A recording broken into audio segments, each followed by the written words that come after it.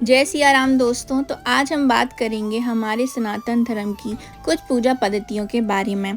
जैसे कि आप सभी लोग अपने घर में पूजा करते हैं, मैं भी अपने घर में पूजा करती हूँ, लेकिन हम अपने घर में जिस प्रकार से पूजा करते हैं वो पूजा की सही पद्धति नहीं हम जानते हैं।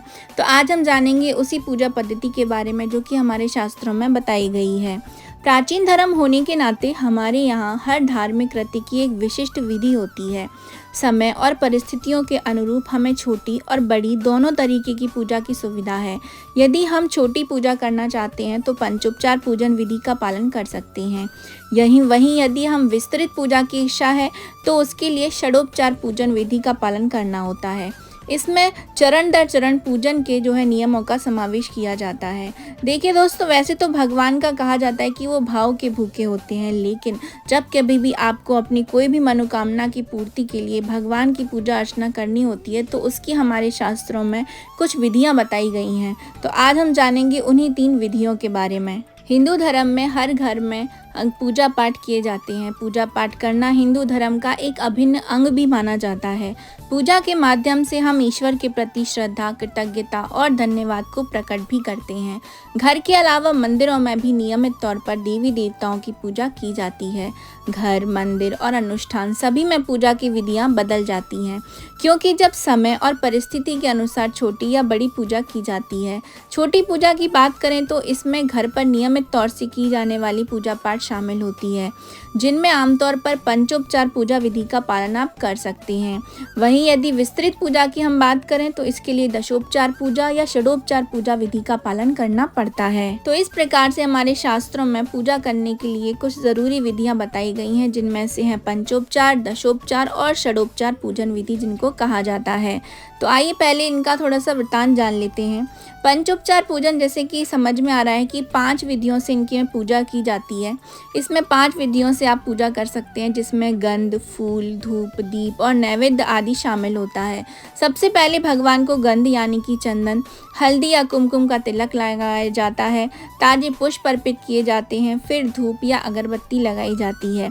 इसके बाद दीपक प्रज्वलित करना होता है। उसके बाद आखिर में भगवान को हम नैवेद्य अर्पित करते हैं। ये बहुत ही सिंपल और छोटी पूजा मानी जाती है। इस तरीके से आप पूजा अपने घर में भी डेली रूप में भी कर सकते हैं। अब बात आती है दशोपचार पूजन विधि की।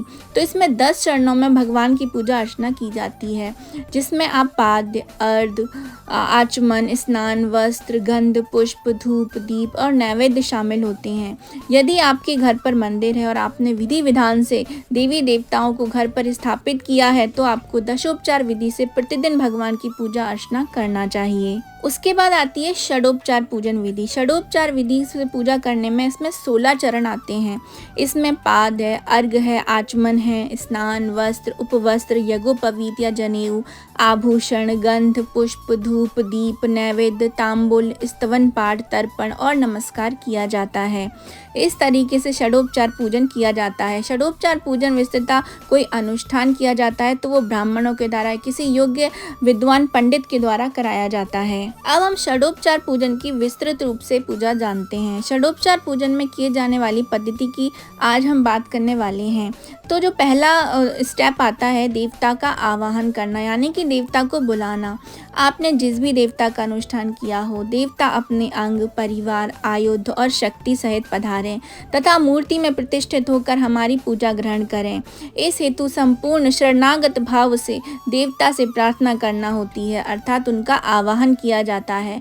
आवाहन के समय हाथ में चंदन, अक्षत एवं तुलसी दल अथवा पुष्प लिया जाता है। आवाहन के बाद देवता का नाम लेकर अंत में नमः बोलते हुए उन्हें चंदन, अक्षत, तुलसी दल अथवा पुष्प अर्पित कर हाथ जोड़ना होते हैं।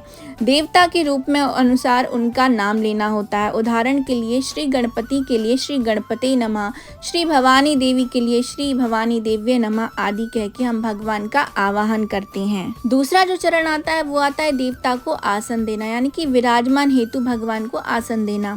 देवता के आगमन पर उन्हें विराजमान होने के लिए सुंदर आसन भी दिया जाता है।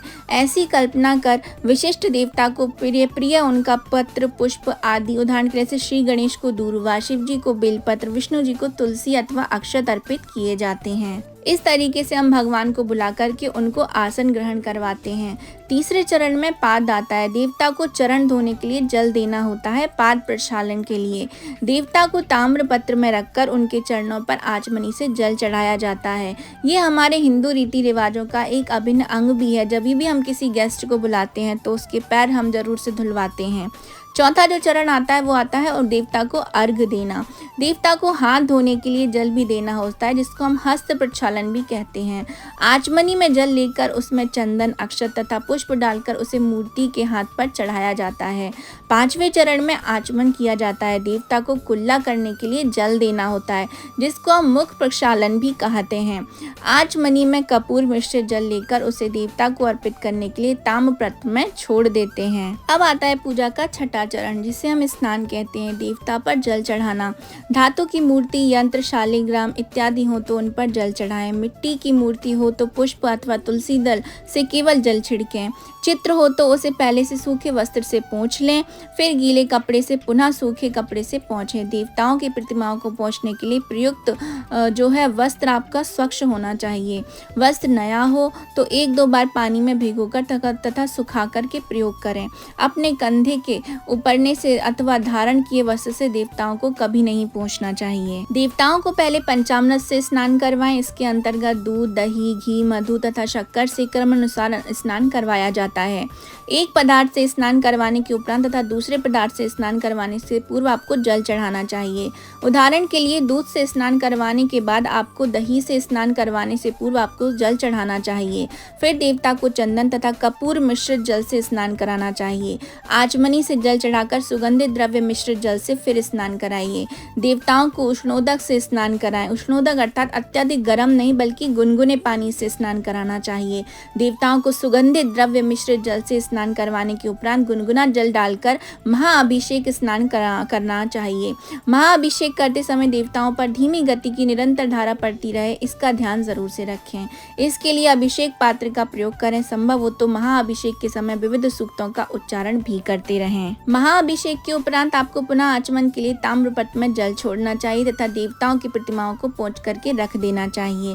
अब आता है 7वां चरण, देवता को वस्त्र देना। देवताओं को कपास के 2 वस्त्र अर्पित किए जाते हैं। एक वस्त्र देवता के गले में अलंकार के समान पहनाएं तथा दूसरा देवता के चरणों में रख दें।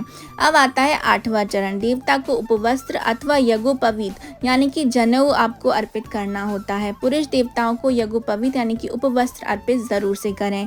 अब आता है 9वां चरण, पंचोपचार अर्थात देवता को गंध यानी कि चंदन लगाना, पुष्प अर्पित करना, धूप दिखाना अथवा अगरबत्ती लगाना या उनकी आरती उतारना, दीप आरती करना तथा नैवेद्य निवेदित करना। नैवेद्य दिखाने के उपरांत आपको दीप आरती और फिर कपूर की आरती करना है।